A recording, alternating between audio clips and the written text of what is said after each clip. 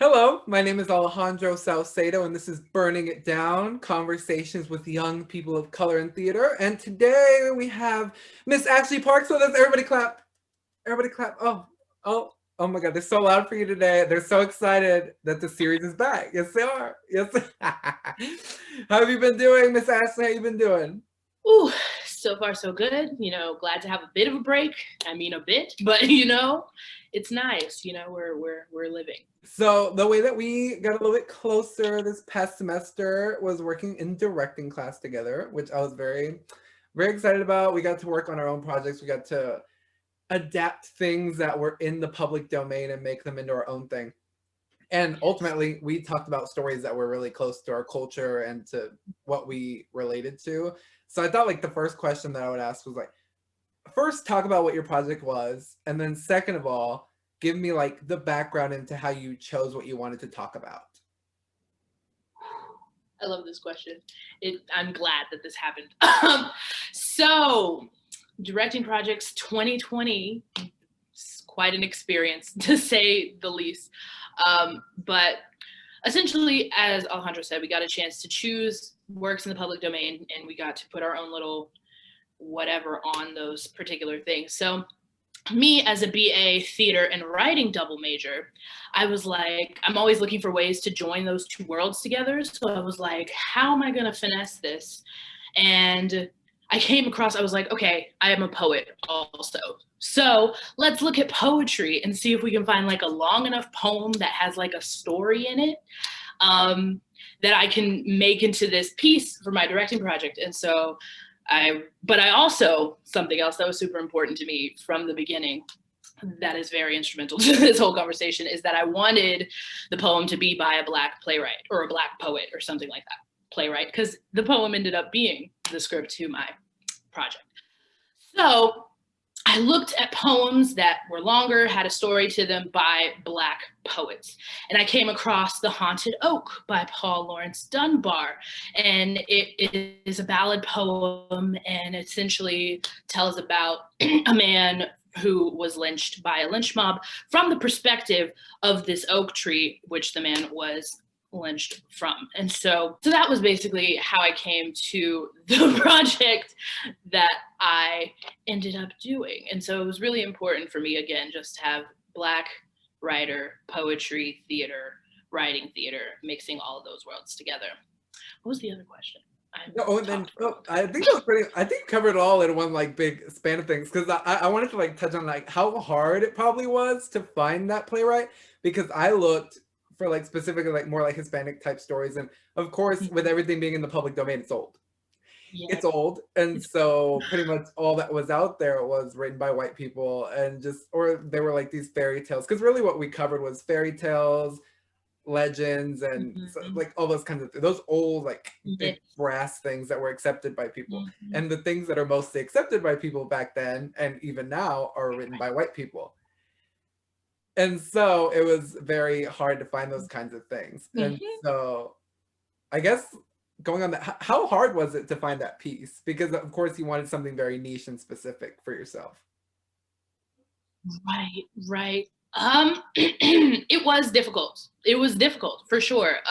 It took a lot of literally, first I just legit Googled like Black poets, period. Just Black poets, the end, to see what those options were. And then I was like, okay, Black poets in the public domain.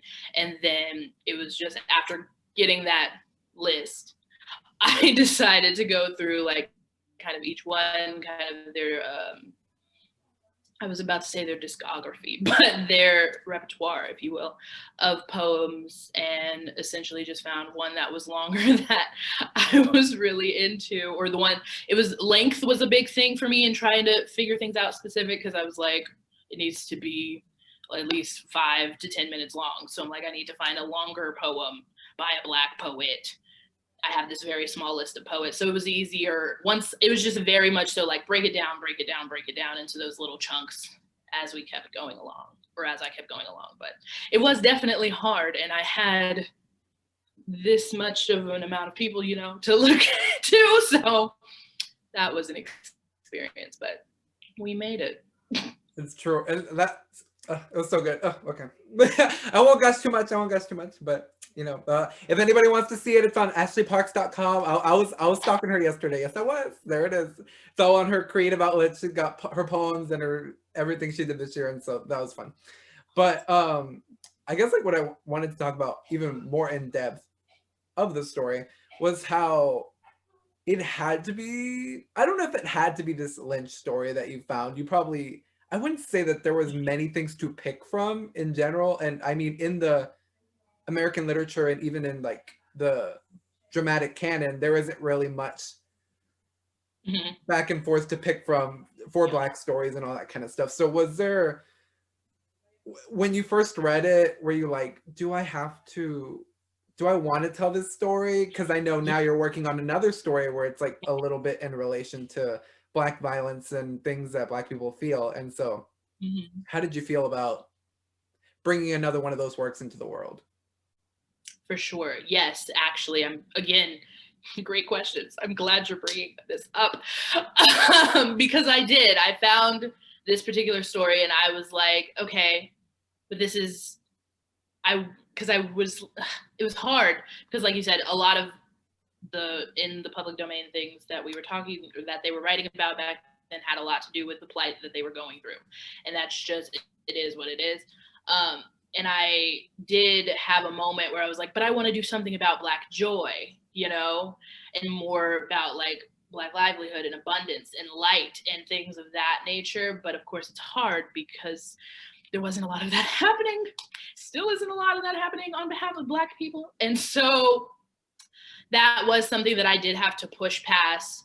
And I kind of tried to, in my direction, be like, okay, how can I take this story that is about Black pain, but kind of infuse it with this, kind of bring it into the modern day and then infuse it with like a bit more light, a bit more beauty, a bit more airiness, in spite of the heaviness and the pain that is obviously inextricably linked in there, because it's a part of what our history is. It's just there, and you have to. And so my main goal was trying to figure out, okay, this is a story, this is our history, this is reality for a lot of our ancestors as Black Americans, but how can I take that and also bring it into now, put some light on it, as much light as I can, while still holding space for the story for what it was.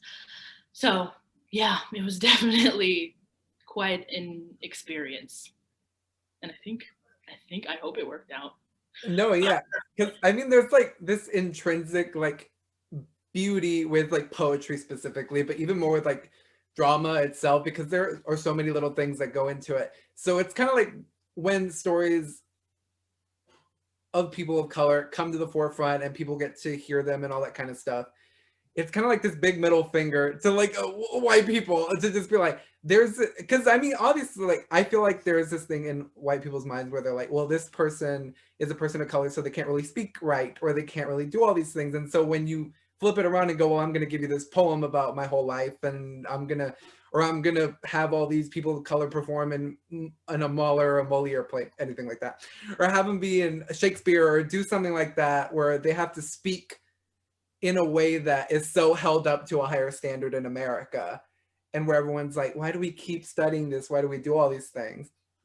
And you have all these people that aren't necessarily linked to it do it. It brings like this beauty to it. And I think that was a great thing that you worked on in bringing this story forward, and I hope that it came forward in mine as well. Oh my God, we'll see. You can, people will be able to see my thing on my YouTube page. I'm gonna put her up soon. Yes, I will. Yes, I will. Yes, sir. Iconic, theatrical genius, amazing. Yes. Oh my God. Oh, thank you. Oh my gosh. Okay. No, okay. But I thought that was a good like little jump into like Black joy. You were talking about all those kinds of things. And I feel like one of the things I haven't really gotten talked to anybody about yet was the creation of Black excellence at TCU and all that kind of stuff. Because I know that probably when you came in, it wasn't very colorful. Let's just say that. It wasn't very colorful. And so I want to see what kind of like the journey was in the 4 years and finally getting it to be a full-fledged organization and all that kind of stuff. I'd love to hear that from you. Wow. Black excellence it's not my baby. Shout out to Rachel Poole. Rachel Poole is that, I don't know if I can cuss. Can I cuss? Oh, you can. Yeah, you can cuss. Rachel Poole is that bitch, okay? Like, she had it top tier. It's her child, her baby. I'm just living in it. And I'm so grateful to her for creating and coming up with this idea. And it mainly was birthed out of, I think it's the current sophomore class. Harry made it a big deal. He was like, they're the most diverse group of kids that are coming in. And so Rachel was like, oh, we have to, immediately, she was just like, we gotta bring them in. We have to love on them. We have to make sure that they know we are here and we love them and we need them and all of those things. And so that was the main thing from what I understand. Like I said, it was Rachel's baby, but that was a lot. But it came out of was just, we're building our own little small community here. Let's make sure that we get close and take everyone under our wing as soon as possible, immediately. And then as the numbers kind of started to go up, we were like, okay, it would be really cool. It basically was like, let's create some kind of affinity group, because this is the most Black people we've had in Theater TCU ever. So we were like, let's have this space for us, because a lot, as Black people in the world, usually that's like one of the main things that we always do anywhere. It's like, oh, Black person, bet. And I'm sure it's that way for like a lot of BIPOC folks as well, where it's like, oh, you're the only people in the room, but you like are your people. So that was the main like basis for the birth of what eventually has now become Theater TCU Black Excellence, official TCU recognized organization. But yeah, it was Rachel, and just Rachel being Mother Rachel that she is, and just wanting to create that space for all of us to come together and have each other and go through this experience and know that we have people that we can lean on and who are with us throughout all of it. And then it grew and grew, and then eventually we were like, yeah, let's make this an official thing. And we became an official thing this past semester. So yes, but it was a long time coming, but we made it. Now, I would love to hear what like recruitment and the numbers and getting folks here. Exactly. That's what I feel like it really is important for, because I mean, just seeing that is a thing that exists in the department is going to bring a lot more people of color here, and specifically Black people, to just really feel comfortable in coming here, because it is a predominantly white institution. So obviously it's going to be something that people look at to feel kind of, which one do I want to pick? This person that I'm going to be at the forefront of things, or this person where I'm going to feel this family already be here? So, right. Well, now it's leading you to this big directing gig. So we're gonna talk about her for Bo in April 2021. We're gonna talk about her. So what was the process like finding out that you got it, that you're getting to do this thing? Because I know it was supposed to happen. Was it supposed to happen this past semester? Yeah, it was supposed to be the fall studio. Exactly. So you've known for a while that, so like ruminating on those things and then adapting it into this new world, because we're talking about this earlier, where it's like it's gonna be a full semester length thing, which like people at TCU, to put that in perspective, is probably like a Sweeney type production that most of us have probably heard of. That's probably what we can really relate it to. So how does it feel putting these things together? Oh, it is terrifying. Let me tell you, it is terrifying. This is like probably, because it's like when you, and I've been dealing a lot with this, is like imposter syndrome, and just like, I want to do this, and I'm obviously, there's something there that people see that you apparently can do this whole thing, but I'm like, can I? And I'm always like in the back of my own head. But, I'm excited about it at the same time, because I feel like it's going to be such, and it has been already, and just that whole going through this whole process has been such an eye-opening and growth inspiring experience. Like, I'm learning so much, and I'm learning to, again, kind of on my own personal level, to like have more confidence in my capabilities as an artist. And that's been the biggest hurdle for me to try and get over, as far as knowing this whole thing, but also just having this new freedom, this new platform to really tell the story and be expressive and be creative is something that I'm so excited about. And have it be this story, I couldn't have asked for anything better. Like, it's gonna be a really great thing. Like, I'm very, very excited. But yeah, it's mainly just kind of me getting out of my own head and just being like, all right, this isn't even really about you. This is about the story that you're telling. And, you know, do that and do the best of your ability. And so I'm very excited to see where it goes. Like I said, there's so much, and it's a beast, but it's going to be a great beast. Like, it's going to be the best beast. I'm hoping. So I'm very excited. Nick, because one of the things that I've been thinking about mostly when like putting projects together or trying to do something, which like, oh, luckily yours is going to be like on this big TCU stage. So it's like it's backed up by the TCU thing. So anything that you put into it, designer wise, director wise, all these kinds of opportunities are going to be seen by a greater audience. So that's really exciting.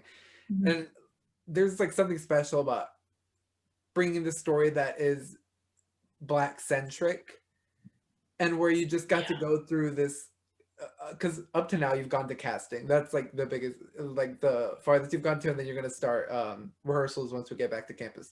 But you got to look at all these beautiful Black people and that you really want to work with, and just really find something that I don't think really has been done at TCU before. Because we haven't had the numbers. So yeah. So it's just like this milestone in what we get to put out there, and then you get to be in the forefront of that. And so I think that's really exciting. That's gonna be really fun. So, oh my God, I'm so excited. Oh my God. I can't wait.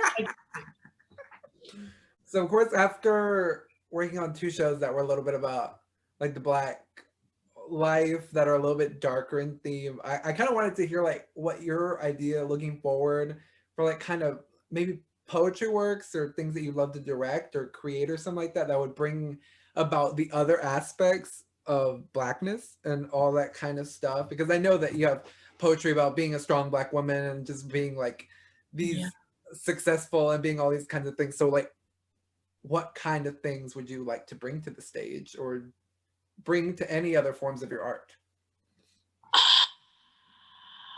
This is a great question. Oh my God.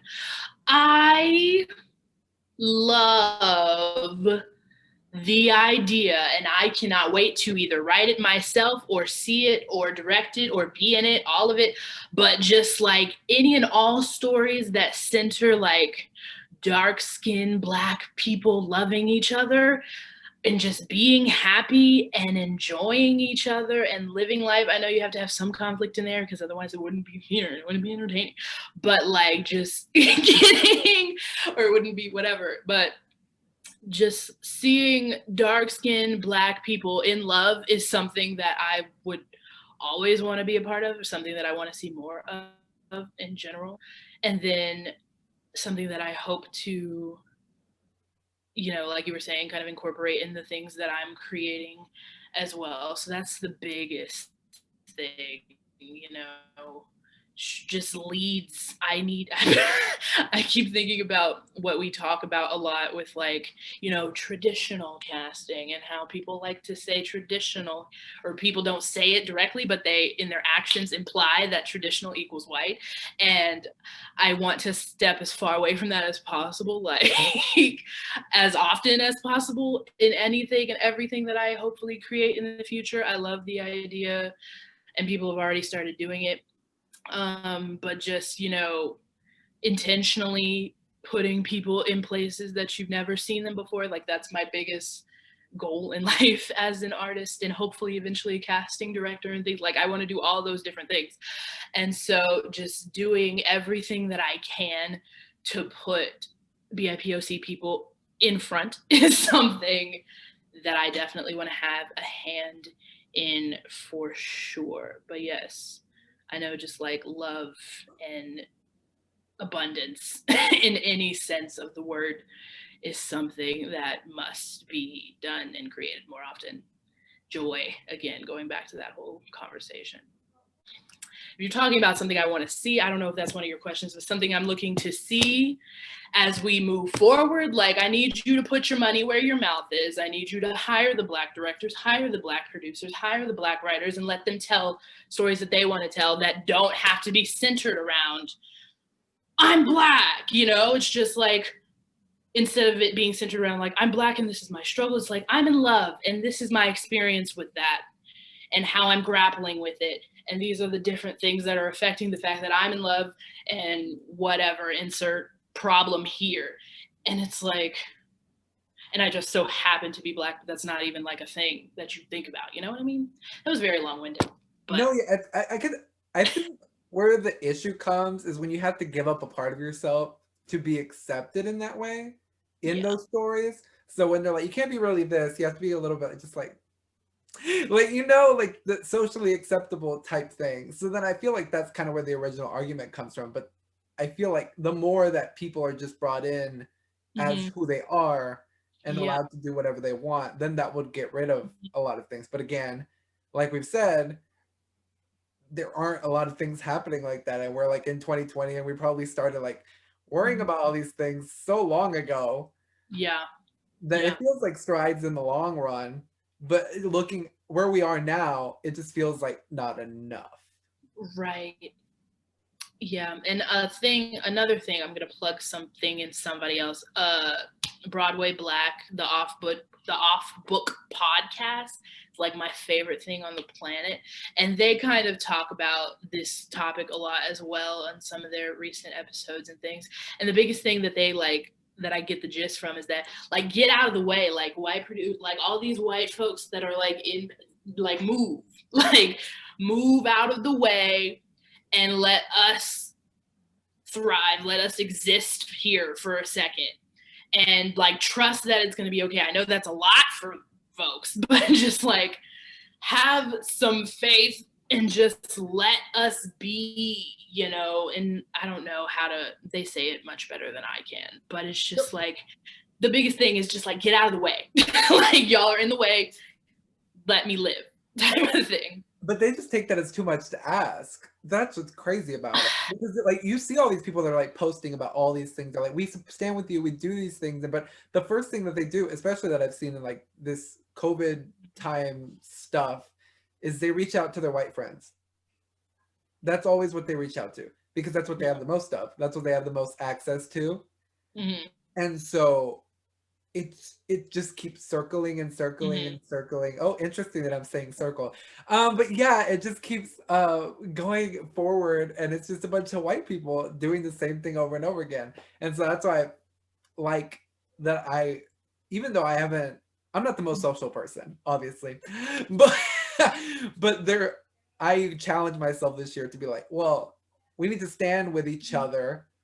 We need to stand with each other. I need to talk to these people that I really don't talk to much, that I never talk to much, and just be like, hey, I want you to be a part of this project. I want to do this. I want to talk to you about this. I wanted that. And then that grew my understanding of a lot of things a lot more, and gives me the opportunity to be like, well, if I wanted to go forward and I wanted to do a better project or a bigger project, I could talk to those people.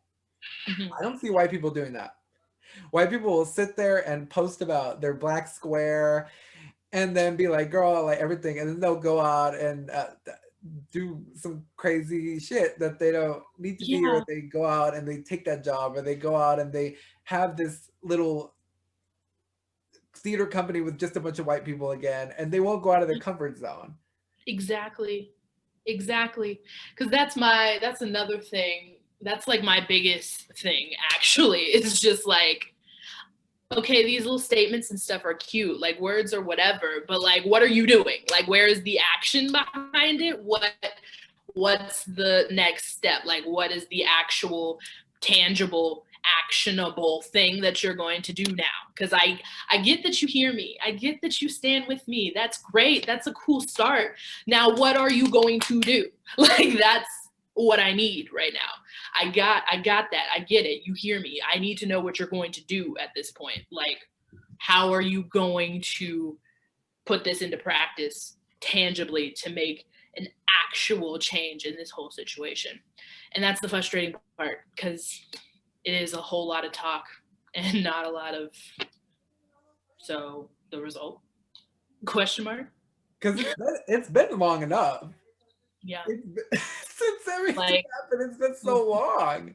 People are like, oh, this is such a new no, this is not a new conversation. Because all these things came out at the beginning of the pandemic, like even just like there, like that's even like long enough to do something like that. Even, but then you see all these like at least local companies. I haven't really looked like super far and wide, but because I mean we look to our local companies to set the example for what we want to do, and the local companies type stuff have really just been, we're gonna bring out these cast of white people doing this reading of something, or we're gonna do this outside production of this musical, and it's just gonna be a bunch of white people, and I'm just like, girl. What is this? It's like, and that's something else. Again, I keep plugging stuff. Everybody like research, educate yourself. You know, that made me think of something that I was reading about Ava DuVernay today. Her and another gentleman whose name I don't remember because it's Ava DuVernay. I'm kidding. He's probably great too. But they're coming together to create this network essentially where, because she brought up the quote, it's like, oh yeah, we want to hire Black people, we want to hire BIPOC folks, but we just don't have any. We don't know where they're at. They aren't in these positions. They aren't doing these things. They're just not there. And it's like, first of all, bullshit. Second of all, here. And so Ava DuVernay is now creating this whole thing, like this network basically, where it's like, okay, you said that they're not here, so here's this network I've created full of the folks. Here, hire them, pay them, let them do work. Like, just, you can't say they're not here anymore. You can't say this conversation hasn't been a thing for so long. So it's just like, I just love things like that. Actionable, tangible things, you know? Yeah, because that's what they need. The whole, apparently the whole aspect of racism is too much. It's too much for them. So you really have to sit there and go, white fragility. You have to go, do this. Do this. Yep. Oh my God. Okay, well, that was enough of them being in our mind. Okay, we can strip them away. No. We're going to leave them in the past. Yes, we are. 2020. 2021. Oh, 2021. We're going in the future. Besides graduation, I know you're very, very excited for graduation. All those kinds of things are happening.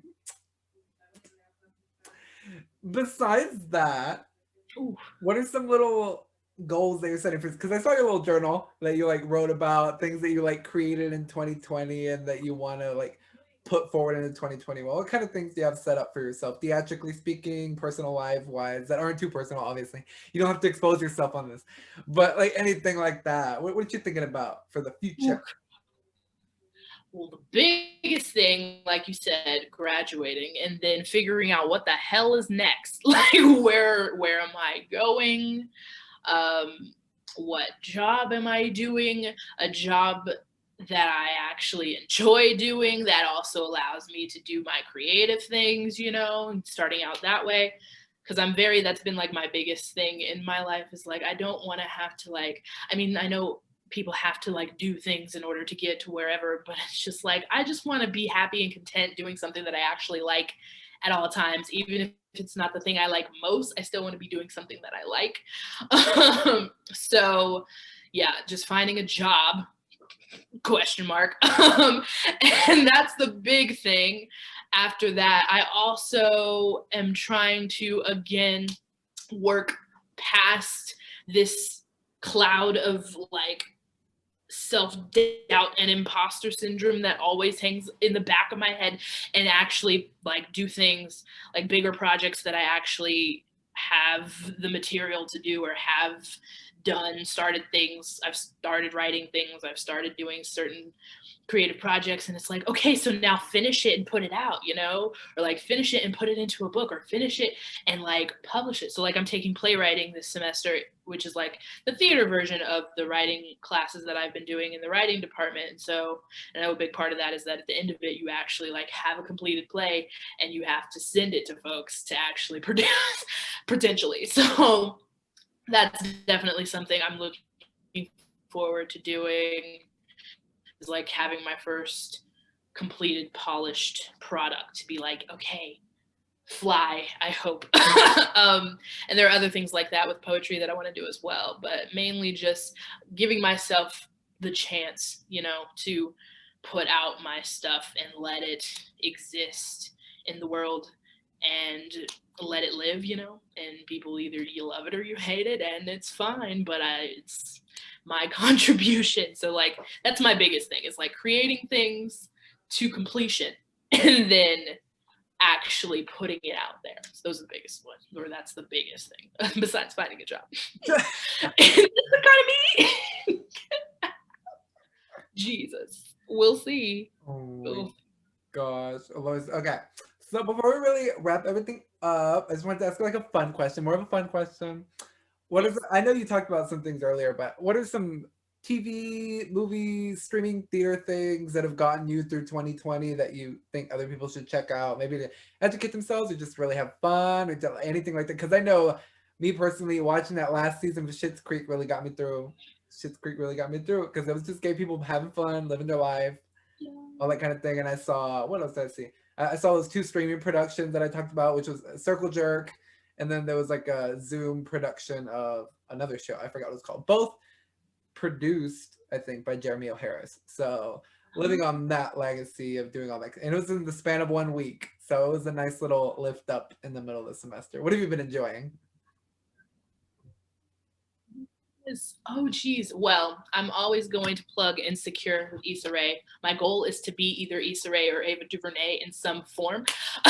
So Insecure is like everything to me. I love Insecure. I also love Shonda Rhimes' stuff. So Scandal was my favorite show of all time for a long time.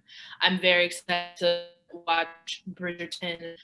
What else? Oh geez. What else? Just stuff with Black people or with people of color. Anything that has to do with like depicting those types of stories are things that I enjoy looking into. Also, if you have the time, if you visit Theater TCU Black Excellence here on YouTube, we have Blackout the Cabaret that's up and popping. That was a fun thing to watch and experience and be a part of. So subtle plug, go watch that. But yeah, those are the things. But I love Insecure. Insecure is my life. Oh, I finally watched Euphoria also. That was really good, actually really good. So, Ma Rainey. Sorry, I'm thinking about everything now. Ma Rainey. Wow. Like the performances across the board, I'm just like, beautiful. And watch the little 30-minute explanation thingy that they have on there after the movie. 10/10 would recommend. There you go. All the things. Thank you so much for talking with me today, for bringing this back up. We got a new setup. We got new guests. I'm thinking that I'm really going to start going into like more of the creative process of stuff and going to all these things. Because I mean, the first section of these things was really to talk about what was happening and all these kinds of things.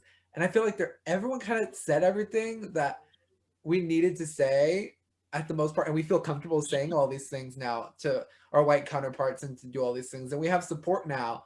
So now they need to let us have these creative outlets and let us do all these things that they want in their theater or that they want in their space.